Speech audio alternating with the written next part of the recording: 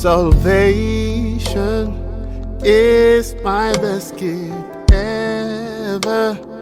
You're the tree of life. I was lost, now I am found.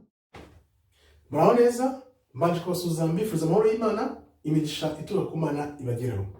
Jamwe muhirwa, uyu munsi tukaba tugiye kuganira ku mwaka wa 2024. Umwaka wa 2024. Wakwibaza ngo nibwo tugitangira umwaka wa 2022 kuki ngiye kuvuga ku mwaka wa 2024. Umwaka wa 2024 ni umwaka w'injyanamuntu kuko ari umwaka uzahindura ibintu byose ku isi yose. Ibi byose mubona biri kuba hari impamvu biri kuba. Biri kuba kubera iki? Kubera amaso yose agomba kuba kuri Amerika. Amaso agomba kuba kuri Amerika, ntabe kubiba uyu munsi mubona uyu munsi biri kuba. Kuko ibiri kuba bifitanye isano n'ihirima ya empire. Ihirima ry'igihugu cy'igihanganye. Bimeze gute? Ni ukuvuga ibintu byose biri kuba hano ku isi, umuntu biri inyuma ni Amerika. Ibyo bababwira babeshya byose ni Amerika.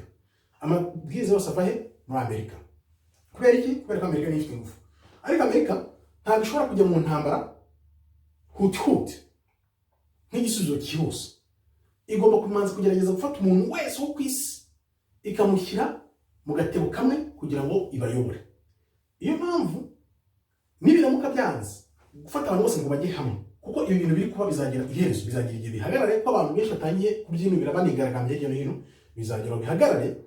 Aribwo ubundi buryo Amerika ishobora gukoresha buzaza. Bizagenda gute rero? Kubera iki umwaka wa 2024 ari umwaka w'injyanamuntu? Tuzi neza ko muri Amerika mu mwaka wa 2024 hari amatora ya perezida. Aya matora mwabonye ko Joe Biden yagiyeho, ukuntu byabaye induru. No kuvuga ngo abantu babibona neza, Trump ni nkaho yamuhaye umwanya ku bintu by'amasiri baziranyeho, kuko bose nubwo ari abademokrate na Republika bameze nk'amababa ari ku nyoni imwe, bose bakorera umuntu. Ibyo ni ibindi twakugeraho cyane abashaka kubireba. No kuvuga ngo rero Biden uko yagiye ku kaburembe kugira ngo yiyongeze indi manda ya kabiri ni ibintu bidashoboka. Kandi mu gihugu muri Amerika barimo baracikamo ibice gahoro gahoro. Bacikamo ibice, byaba ibice byinshi bishingiye ku ruhu, ibishingiye ku myumvire, ibishingiye kuko abantu babona ibi bintu, ibishingiye kuko abantu bafashe ibintu batabifashe. No kuvuga ngo ibyo bice byose biri kugenda byirema. Kandi byongeye urebye ibiri kuba ku isi yose, nko mu Burayi, za Australia, hano bigaragambya kubera ibiri kuba. Muri Amerika ntabyo ubona biri kuba kubera ko Satani nayo izubwenge iratekereza ko ibi bintu nibijyana muri Amerika bigatangira imyigaragambyo, kandi buri munyamerika mu banyamerika muri rusange bafite imbunda. Ntabwo bira bintu bishobora kuva nk'ibiri kuba muri Australia cyangwa mu Burayi bishobora kubera muri Amerika. Kubera iki? Kubera ko buri muturage wo muri Amerika afite imbunda. Ni ukuvuga ngo icyo gihe hazaba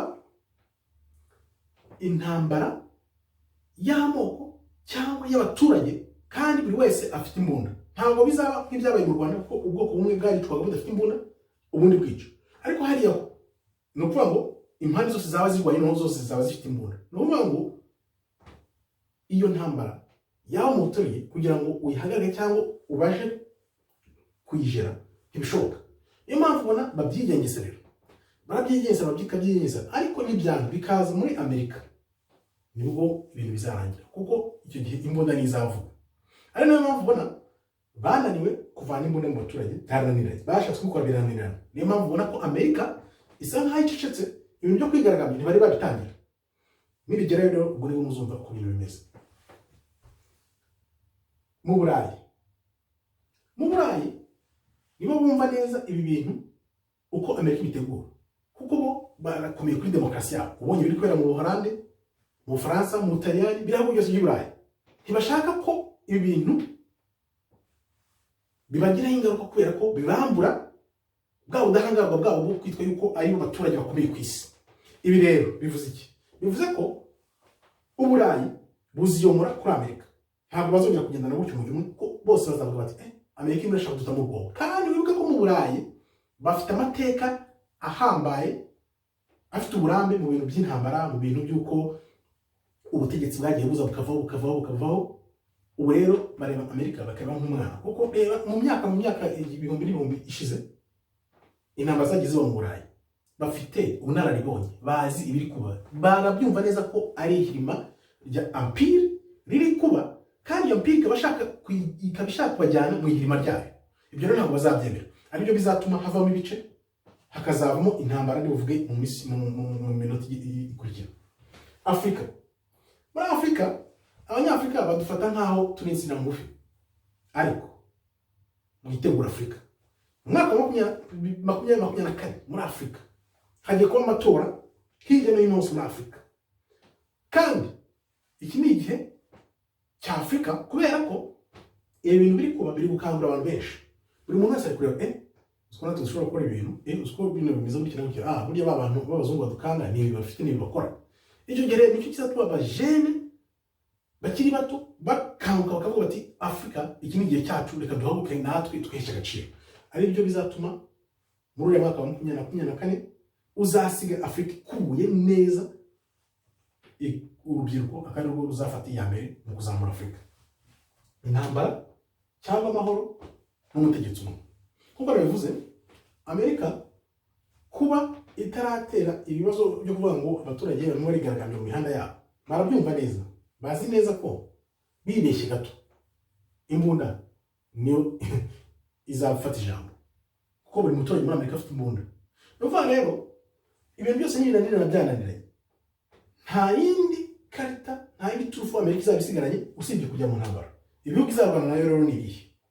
Ibyinshi barabivuga, bavuga Uburusiya, bakavuga Ubushinwa na za Iran, nibyo bihugu bashyira imbere na biriya bihugu by'Abarabu. Iyo ntambara rero uko izaba imeze izaba yinjyana mu kubera ko ntabwo uzi niba abanyaburayi bazakurikira Amerika, ntabwo uzi ibice bizaba byigabanyijemo uko bizagenda. Iyi ntambara niyo mpamvu babyitondera, ubona ko intambara ishoboka ko umuntu atabanye ibintu byose byananiranye, kandi ko bizagenda noneho binanirane babone kujya mu ntambara, ariko hazaza amahoro. Ariko amahoro mu kwitondera nayo, kuko hashobora kuzaza wa muntu antikristo, umutegetsi umwe rukumbi w'isi yose, uzavuga ngo njye guhumuriza isi ngo nyihaye amahoro. Uwo muntu ugomba kumwitondera, kuko tuzi neza uko Kristo azaza. Twongere tubivuge, ibi byose umwaka wa 2024 ni umwaka w'injyana muntu, kuko niho ibintu byose bizahindukira, tukabona ukuri ko ari empire iri guhirima. Kandi umutegetsi umwe ushaka kuza ngo yigarure isi yose avuga ngo ni mukiza, muzamwitondere ko azaba atari umukiza wacu. Kristo tuzi uko azaza, uyu nguyu we azaba ari antikristo, kuko uko azaza azashyirwaho n'abantu, kandi umwami wacu n'umukiza ntabwo azashyirwaho n'abantu, azoherezwa n'Imana. Yeshua HaMashiach the Christ, Kristo dusenga, niwe dutegereje uzaza nyuma y'uzaba wiyimitse kugira ngo ayobore isi. Mukomere rero, Imana ikomeze ibarinde. Shalom, shalom, shalom.